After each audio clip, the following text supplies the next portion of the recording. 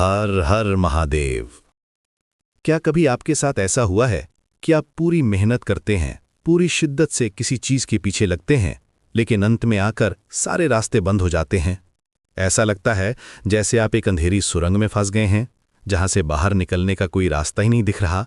आप हर दरवाजा खटखटाते हैं, हर कोशिश आजमाते हैं, पर हर जगह से सिर्फ निराशा हाथ लगती है।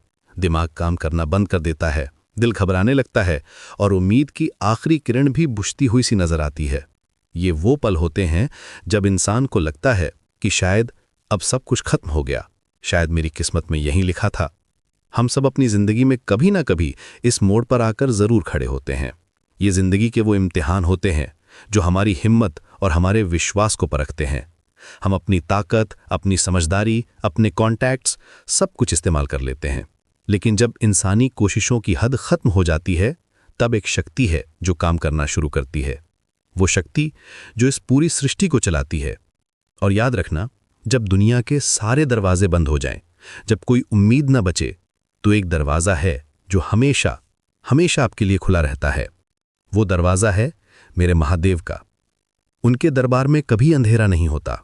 जब आपको लगे कि आपकी जिंदगी की गाड़ी किसी ताले की वजह से रुकी हुई है, तो बस महादेव के पास जाना, क्योंकि वो सिर्फ देवों के देव नहीं, वो हर ताले की चाबी भी अपने पास रखते हैं।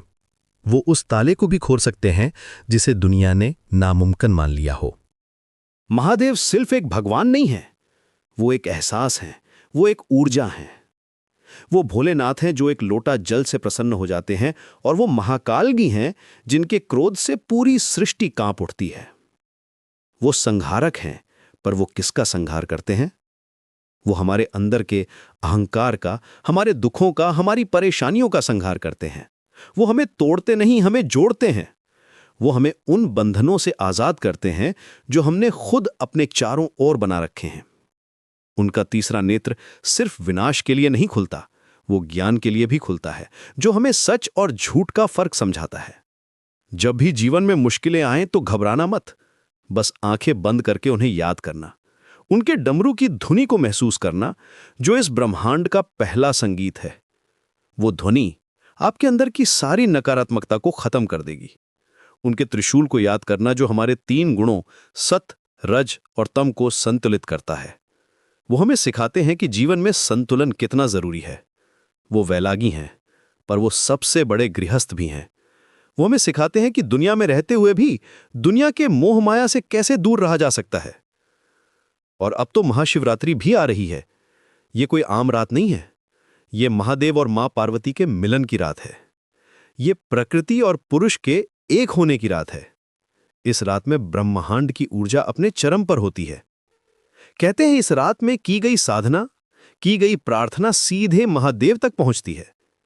ये रात है अपनी सारी चिंताओं, अपनी सारी परेशानियों की पोटली बनाकर महादेव के चरणों में अर्पित कर देने की।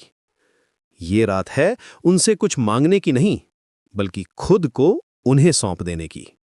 तो इस महाशिवरात्रि जब आप शिवलिंग पर जल चढ़ाएं, तो सिर्फ एक रस्म की तरह मत करना। उस जल की हर बूंद के साथ अपनी एक एक चिंता भी उन्हें समर्पित कर देना।